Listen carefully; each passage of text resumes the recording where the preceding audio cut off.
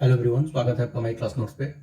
इस video lecture में हम लोग मार्च और अप्रैल 2024 के इम्पोर्टेंट नेशनल इवेंट्स को देखने वाले हैं। तो आइए शुरू करते हैं। देखिए, पहला जो इम्पोर्टेंट आर्टिकल है वो है कि अयोध्या में राम मंदिर का उद्घाटन हुआ है। ये कब हुआ है? 22 जनवरी 2024 को। तो चूंकि ये काफ़ी चर्चा में रहा राम मंदिर, इसलिए इससे जुड़े कुछ इंपॉर्टेंट पॉइंट्स हैं जिसको हम लोग डिस्कस कर लेते हैं।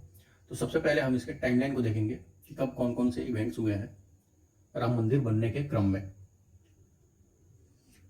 देखिए, सबसे पहले तो क्या हुआ था कि 1528 में जो बाबर का एक सिपाह सलार था, सेनापति, नाम क्या था उसका? मीर बकी। मीर बकी इसने क्या किया कि अयोध्या में एक मस्जिद बनाई।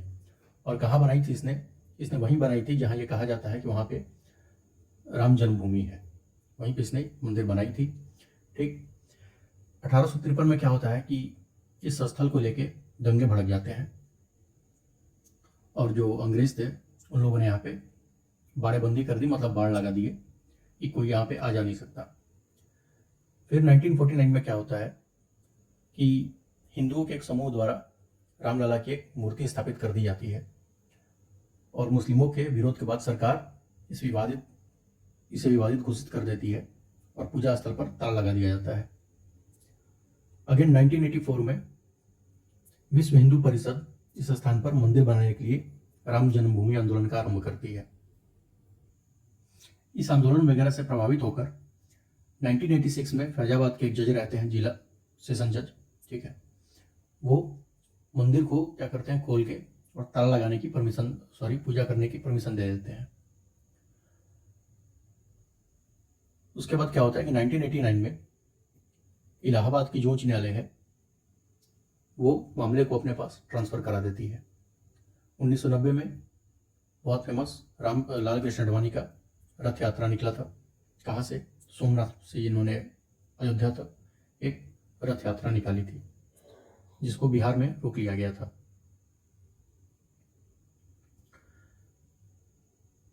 सोमनाथ से अयोध्या तक। उसके बाद क्या होता है कि 1992 में कार सेवकों द्वारा क्या किया जाता है, बाबरी मस्जिद को तोड़ दिया जाता है, जिससे सांप्रदायिक दंगे भड़क जाते हैं। 2003 में न्यायालय का आदेश पर क्या होता है कि भारतीय पुरातत्व विभाग इस स्थल की खुदाई करता है और विवादित स्थल पर एक पुराना ढांचा होने के साक्ष्य की पुष्टि करता है, लेकिन मुस्लिम समुदाय जो है उसको मानने के लिए तैयार नहीं था। 2005 में यहाँ पे एक आतंकी हमला होता है, लेकिन सभी आतंकियों को मार दिया जाता है हमारे सिक्योरिटी फोर्सेस के द्वारा।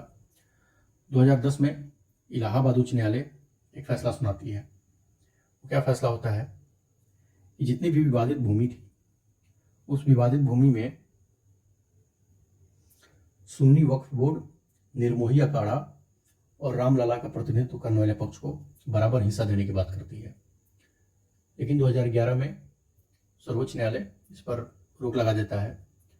फिर 2019 में 5 न्यायाधीशों की एक बेंच बैठती है और सर्वसम्मति से यह फैसला सुनाया जाता है कि 2.77 एकड़ की जो विवादित स्थल है वो किसको दे दिया जाए? वो दे दिया जाए एक ट्रस्ट को, और सुन्नी वक्फ बोर्ड को 5 एकड़ की एक जमीन मिलेगी एक्स्ट्रा मस्जिद बनाने के लिए। यह आदेश दिया सुप्रीम कोर्ट ने। तो 2020 में क्या हुआ कि एक श्री राम जन्मभूमि तीर्थ क्षेत्र ट्रस्ट स्थापित किया गवर्नमेंट ऑफ इंडिया ने, और फिर 5 अगस्त 2020 को क्या हुआ कि भूमि पूजन हुआ राम मंदिर का। और भूमि पूजन के बाद फिर हमारे सामने 22 जनवरी को 2024 इसका उद्घाटन हुआ। तो ये कंप्लीट टाइमलाइन था।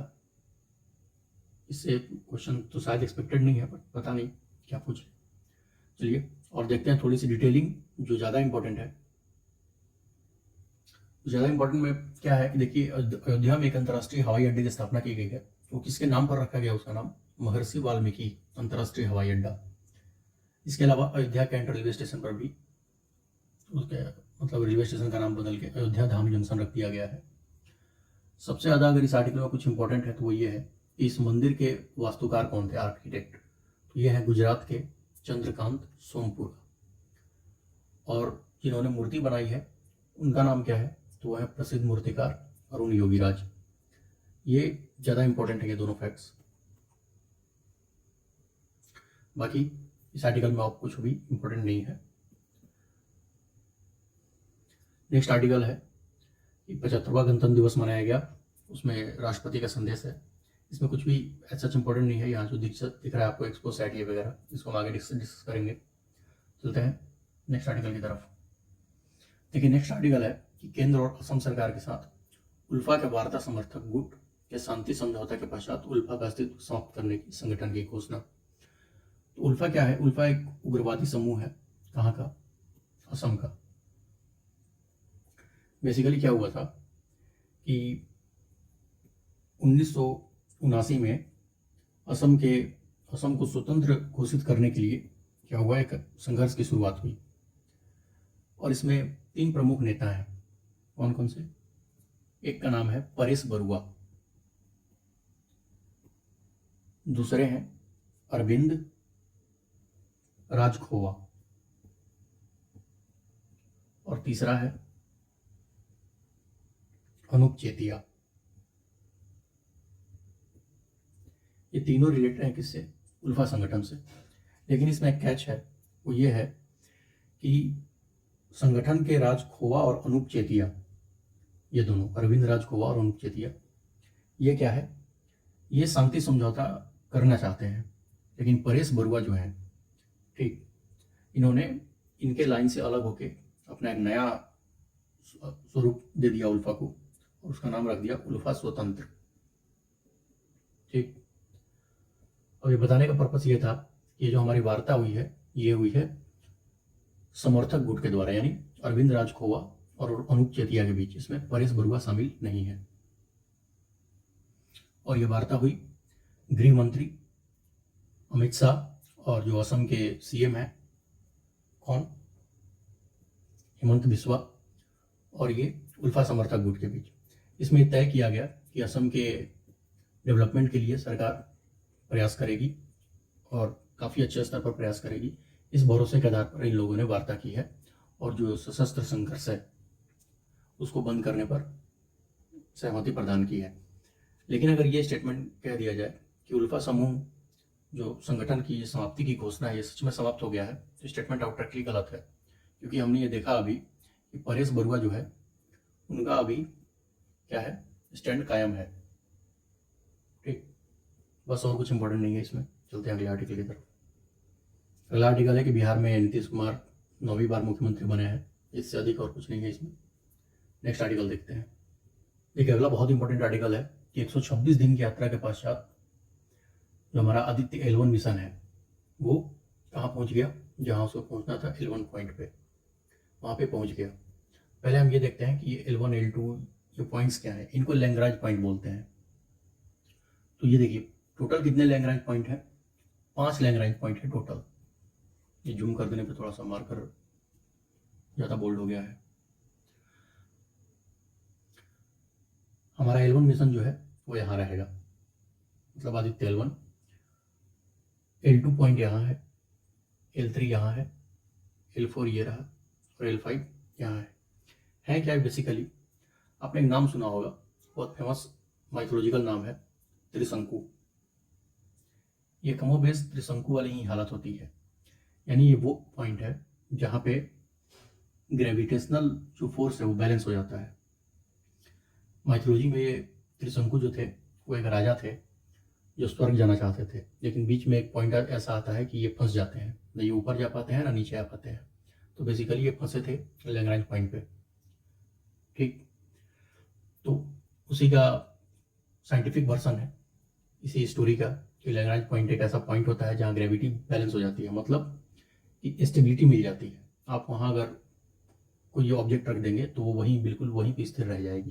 तो ऐसे 5 पॉइंट हैं। हमने जो L1 भेजा है वो कहाँ भेजा है? आदित्य L1 वो इस पॉइंट पे भेजा है और ये अर्थ से 15 लाख किलोमीटर के डिस्टेंस पर है। ठीक, देखते हैं नेक्स्ट। अच्छा, ये पॉइंट जो है इनको लैग्रेंज पॉइंट क्यों कहते हैं? क्योंकि एक फ्रेंच साइंटिस्ट थे जोसेफ लुई लैग्रेंज, इन्हीं के नाम पर क्या रखा गया इसको, इसका नाम रखा गया है लैग्रांज पॉइंट। उन्होंने पहली बार खोजा था। तो अब इसकी डिटेलिंग देखते हैं। 2 सितंबर 2023 को इसका प्रक्षेपण हुआ था आदित्य L1 मिशन का। यहाँ से जो श्रीहरिकोटा है वहाँ स्थित जो सतीश धवन अंतरिक्ष केंद्र है वहाँ से L1 जो है वो पृथ्वी से 15 लाख किलोमीटर दूर है, हमने डिस्कस किया। ये कहाँ जाएगा? जो सन का हेलो ऑर्बिट है। हेलो ऑर्बिट मतलब कहने का मतलब है कि जो प्रकाशमय मंडल है, ठीक, यहाँ प्रकाश आता है वहाँ तक ये जाएगा, ठीक है, मतलब वहीं है ये। उसके बाद क्या होगा? नेक्स्ट पॉइंट ये है कि देखिए 15 लाख किलोमीटर डिस्टेंस ट्रैवल करने के लिए, मतलब L1 तक जाने के लिए जो हमारा सैटेलाइट है उसको 37 लाख किलोमीटर की डिस्टेंस कवर करनी पड़ी। अब ये बड़ा थोड़ा अनोखी बात होगी कि डिस्टेंस जब 15 लाख किलोमीटर है तो इस 37 लाख किलोमीटर क्यों चला? ध्यान करिए कि इसका कारण यह है कि हम एक टेक्निक यूज करते हैं, उस टेक्निक का नाम है ग्रेविटेशनल कैप्चरिंग। देखिए ग्रेविटेशनल कैप्चरिंग में होता यह है कि हम अचानक से सैटेलाइट को इस डायरेक्शन में ऐसे डायरेक्ट नहीं भेजते, ठीक, क्योंकि इसमें फ्यूल ज़्यादा लगेगा। हम क्या करते हैं कि हम अर्थ के ग्रेविटेशन का यूज करते हैं। जैसे ये अर्थ है तो हमने यहाँ से सैटेलाइट लॉन्च किया, तो हम पहले एक ऑर्बिट कंप्लीट कराएंगे सैटेलाइट को, और ये जैसे ही इस पॉइंट पे पहुँचेगी जहाँ पे ग्रेविटेशन का पुल फैक्टर और पुश फैक्टर ज़्यादा है, तो क्या होगा, थोड़ा सा हम यहाँ पे इंजन ऑन कर देंगे तो जो हमारा सैटेलाइट है वो थोड़ा सा आगे बढ़ जाएगा। उसके बाद फिर से इंजन को ऑफ कर देंगे।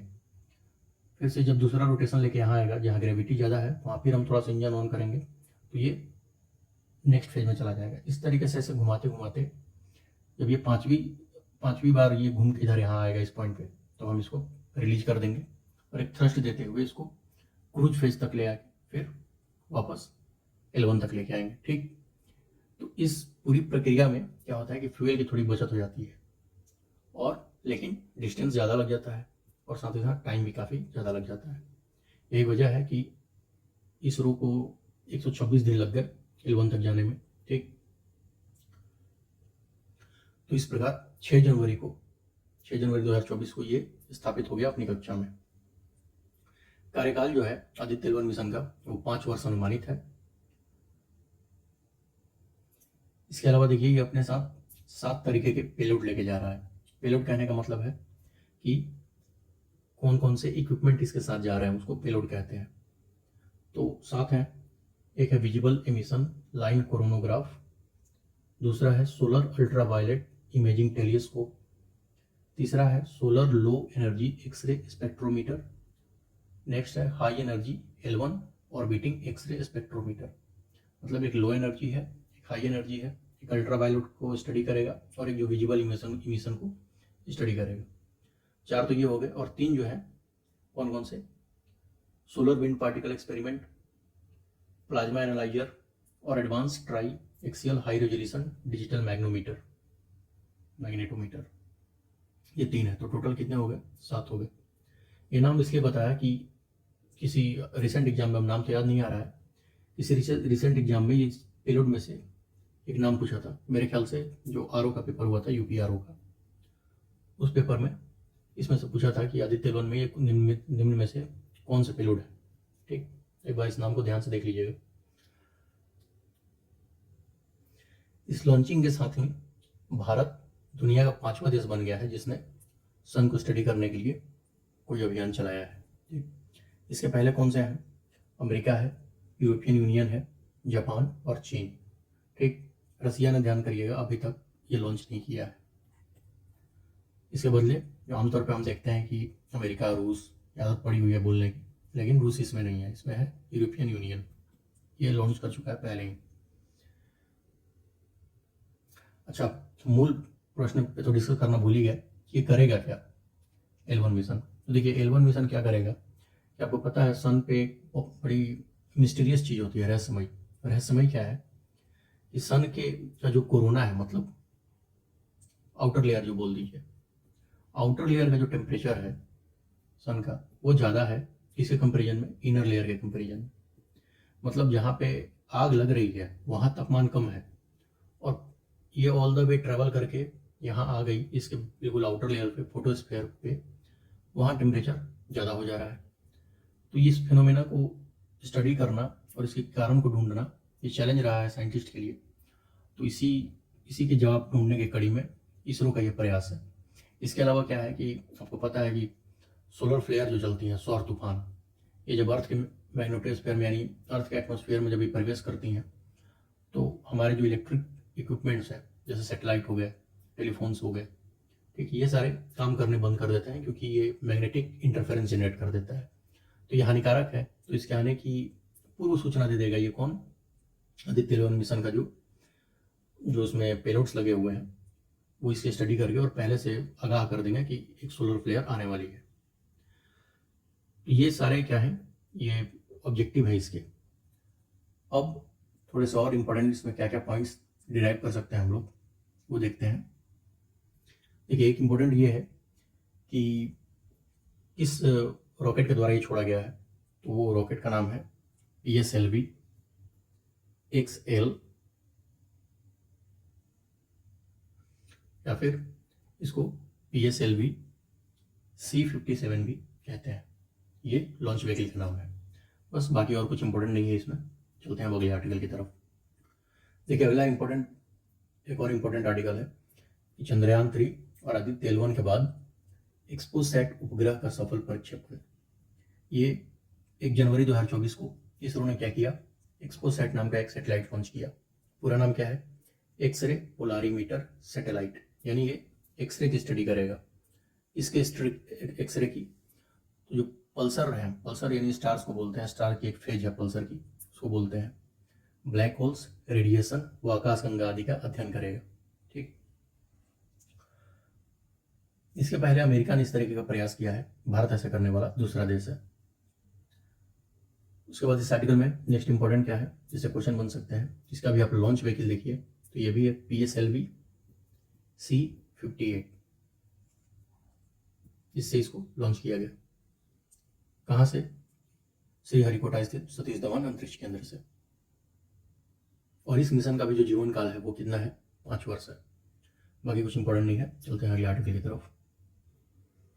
देखिए, अगला इंपॉर्टेंट आर्टिकल है कि भारत ने अभी एक अपना संचार उपग्रह प्रक्षेपित किया था GSAT-20। वो एलन मस्क की कंपनी है जो SpaceX, उसके रॉकेट से किया है, फाल्कन 9 रॉकेट से। क्या रीजन है? रीजन ये है कि देखिए, भारत के पास जो सैटेलाइट लॉन्च व्हीकल है LVM-3, ठीक, तो हमारा जो लॉन्च व्हीकल है GSLV, ये 4000 किलो तक कहीं पेलोड को लेके जा सकता है। और इस GSAT-20 की जो कैपेसिटी वजन था वो ज़्यादा था, तो इस वजह से हमने SpaceX की मदद ली। और SpaceX का जो फाल्कन 9 रॉकेट है, फाल्कन 9, ये 8300 किलोग्राम तक के पेलोड को लेके जा सकता है। ठीक, तो ये पहला मौका है जब SpaceX से हमने किया है, अमेरिका की किसी कंपनी से। इसके पहले हम फ्रांस की जो एरियन कंपनी थी उसके थ्रू हम प्रक्षेपण करते थे। लेकिन अब क्या है कि इसरो भी अपना एक नेक्स्ट जनरेशन लॉन्च व्हीकल लाने वाला है, जिसकी कैपेसिटी कितनी होगी? 10,000 किलोग्राम की। ठीक, बस, और कुछ नहीं है इस आर्टिकल में। चलते हैं अगले आर्टिकल की तरफ। देखिए, अगला आर्टिकल है कि अटल सेतु, इसको मुंबई ट्रांस हार्बर लिंक कहते हैं। ये भारत का सबसे लंबा समुद्री पुल है। इसका उद्घाटन हुआ है 12 जनवरी 2024 को। 6 लेन की है ये। और ये देखिए, ये मुंबई को नवी मुंबई से जोड़ेगी, यानी मुंबई का जो सेवरी है उसको नवी मुंबई के चिरले से कनेक्ट करेगी। यात्रा का समय 2 घंटे से कम होकर 20 मिनट हो जाएगा। और कुछ इंपॉर्टेंट नहीं है इसमें। एक इम्पॉर्टेंट पॉइंट ये रह गया कि ये जो पूरी परियोजना है, इस पूरी परियोजना का 80% जो लागत है वो कौन दे रहा है? वो है Japan international cooperation agency. Japan की कंपनी है, वो इस परियोजना के 80% खर्च को वहन कर रही है। चलते हैं अगले आर्टिकल की तरफ। देखिए, अगला इंपॉर्टेंट आर्टिकल है स्वच्छ सर्वेक्षण 2023 के पुरस्कारों में राज्यों की बात करें तो सबसे स्वच्छ राज्य कौन सा है? महाराष्ट्र, उसके बाद मध्य प्रदेश, फिर छत्तीसगढ़। और शहरों में इंदौर को लगातार 7वें वर्ष सबसे स्वच्छ जो शहर है उसका अवार्ड मिला। इसके अलावा स्वच्छ शहर के अलावा सबसे स्वच्छ छावनी बोर्ड किसको मिला है? छावनी बोर्ड मिला है मध्य प्रदेश का जो महू है, महू, वो स्वच्छ छावनी बोर्ड पुरस्कार प्राप्त करने वाला है। मतलब शहर है या छावनी बोर्ड है। इसके अलावा गंगा टाउन्स में देखें तो वाराणसी और प्रयागराज को ये अवार्ड मिला है।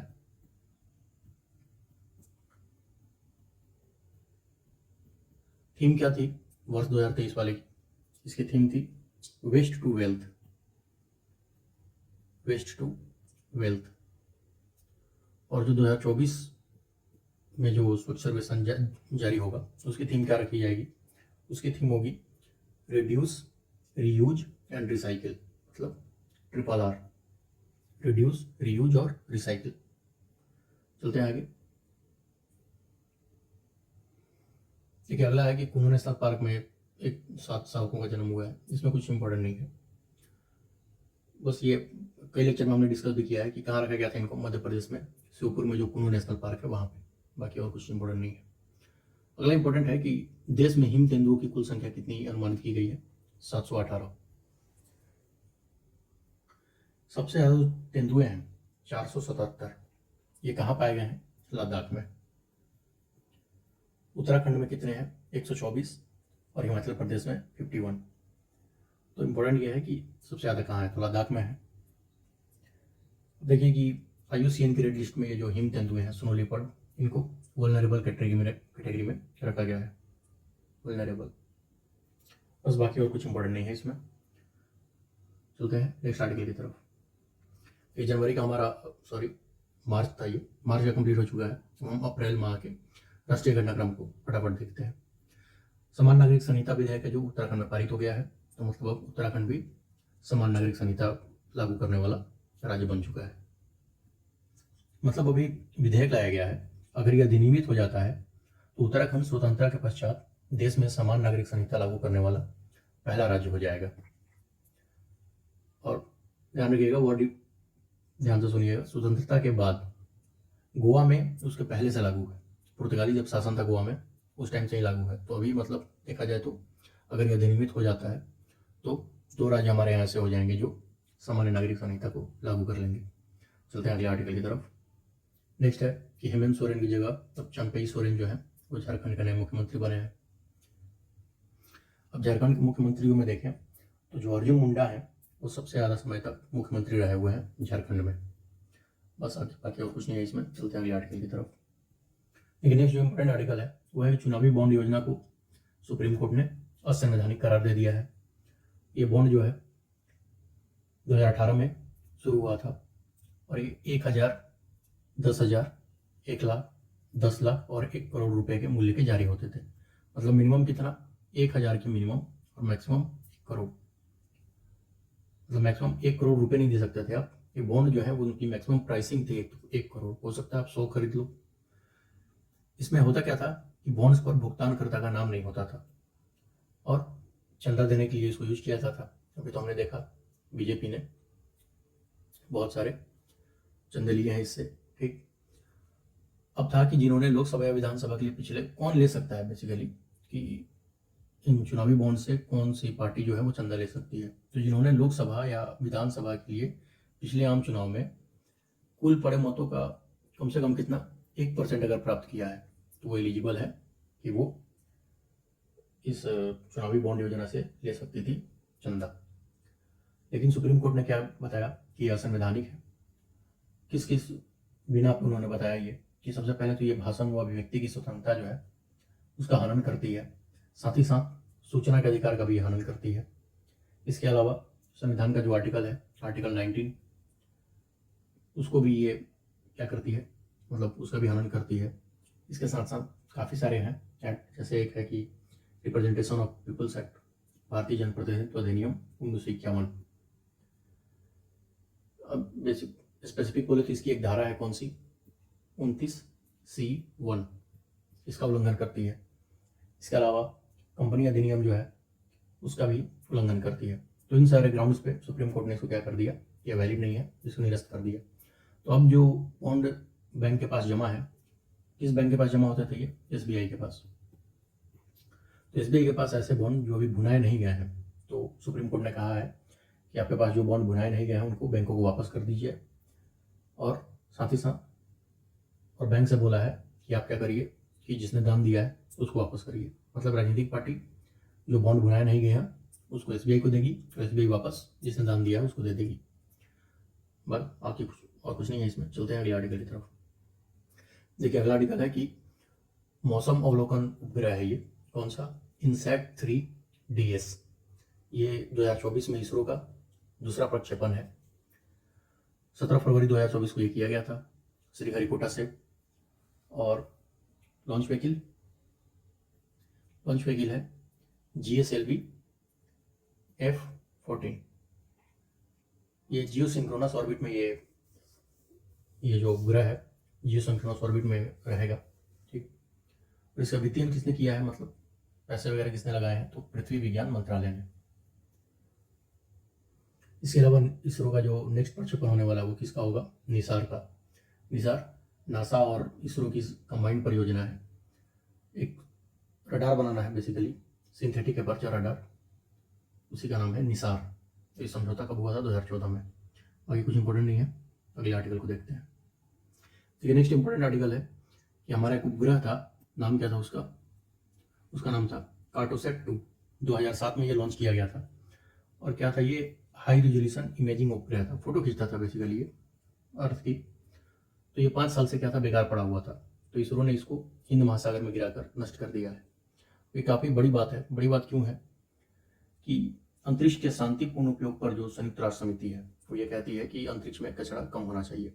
इसके अलावा inter agency space debris coordination committee भी है, और पूरी इंटरनेशनल बिरादरी भी यही चाहती है कि अंतरिक्ष में कम से कम कचरा रहे। तो इसमें काफ़ी अनोखा स्टेप लिया है किसने? इसरो ने। और ध्यान करिए इसके पहले भी, मतलब पिछले ही साल इसरो ने एक और उपग्रह को मतलब गिराया था। कहाँ पे? प्रशांत महासागर में। क्या नाम था उसका? मेगाट्रॉपिक्स नाम था उसका। मेगाट्रॉपिक्स। ये 10 वर्ष इसने सेवा देने के बाद ये क्या था? निष्क्रिय पड़ा हुआ था। इसको भी प्रशांत महासागर में गिरा के नष्ट किया था इसरो ने। तो काफ़ी अपलाउडेड वर्क है ये इसरो का। बाकी और कुछ इंपॉर्टेंट नहीं है। चलते हैं अगले आर्टिकल की तरफ। देखिए अगला इंपॉर्टेंट आर्टिकल है कि देश के 5 जो आर्द्रभूमि क्षेत्र हैं उनको रामसर स्थल में शामिल कर लिया गया है। तो पहले तो हम देखते हैं कि रामसर स्थल क्या है। देखिए वेटलैंड्स जो है वो दलदली भूमि का एक क्षेत्र होता है, और काफ़ी सारे पक्षियों के माइग्रेशन और साथ ही साथ बहुत सारी बायोडाइवर्सिटी का ये क्या है? संरक्षित करता है। ठीक। तो इनके महत्व को देखते हुए ईरान का जो शहर है रामसर, वहाँ पे 2 फरवरी 1971 को एक मीटिंग हुई और वेटलैंड्स को कंजर्व करने पर सहमति बनी। ठीक। भारत 1982 में ही रामसर संधि में सम्मिलित हुआ था। ठीक। तो ये था रामसर स्थल। अब देखिए कि भारत के जो हैं 5 अन्य जो आर्द्रभूमि क्षेत्र हैं, वेटलैंड्स हैं, उनको रामसर स्थल में शामिल कर लिया गया है। इनमें से 2 तमिलनाडु से हैं और 3 कहाँ से हैं? कर्नाटक से। तमिलनाडु से कौन कौन है? कराईवेट्टी पक्षी अभयारण्य और लॉन्गवुड सोलर रिजर्व, ये तमिलनाडु के हैं। और अंक समुद्री पक्षी अभयारण्य और अघनासिनी एश्वरी और मगधीकरे संरक्षण रिजर्व, ये कहाँ है? कर्नाटक में है। तो टोटल कितने शामिल हुए 2024 में? 5। अब जो है हमारे यहाँ वेटलैंड्स की संख्या कितनी हो गई है? 80 हो गई है। सबसे ज़्यादा वेटलैंड्स कहाँ है? सबसे ज़्यादा वेटलैंड्स हमारे यहाँ तमिलनाडु में है 16, 10 उत्तर प्रदेश में है, और उड़ीसा और पंजाब में 6 हैं। अब ये जो है आपकी स्क्रीन पर ये वेटलैंड्स की सूची है। आप चाहे तो इसको वीडियो पॉज करके आप इसको पढ़ सकते हैं। नंबर 1 पे है अष्टमुडी, केरल में है। ये सारे वेटलैंड्स हैं जो रामसर स्थल में शामिल है। 1 से लेके लास्ट नंबर 59 यहाँ है वेदांतकल। ऊपर से एक बार दिखा दूंगा, और 18 नंबर से।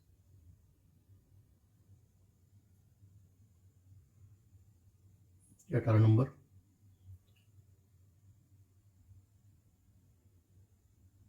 और ये 59। नेक्स्ट पेज पे देखते हैं। लास्ट में है ये मगधीकेरे कर्नाटक। बाकी और कुछ इंपॉर्टेंट नहीं था इसमें। देखते हैं अगला आर्टिकल। देखिए अगला आर्टिकल ये है कि गगनयान मिशन लॉन्च होने वाला है। मतलब भारत का पहला मानव युक्त अंतरिक्ष मिशन है ये। इसके लिए पायलट्स का चयन हो गया है, अंतरिक्ष यात्रियों का। इनके नाम इंपॉर्टेंट हो जाते हैं। देख लेते हैं इनके नाम क्या क्या है। देखिए इनके नाम है बालकृष्ण नायर, अंगद प्रताप, अजीत कृष्णन और शुभांशु शुक्ला। ये 3 ग्रुप कैप्टन है एयरफोर्स के और चौथा विंग कमांडर है। बाकी और कुछ इंपॉर्टेंट नहीं है इसमें।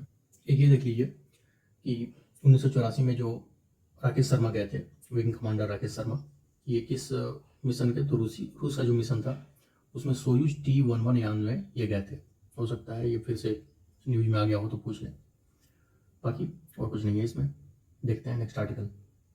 नेक्स्ट जो न्यूज है वो ये है कि राष्ट्रीय फिल्म पुरस्कार जो दिए जाते थे वो उसमें 2 व्यक्ति शामिल थे, मतलब 2 व्यक्तियों के नाम पे दिए जाते थे। कौन कौन?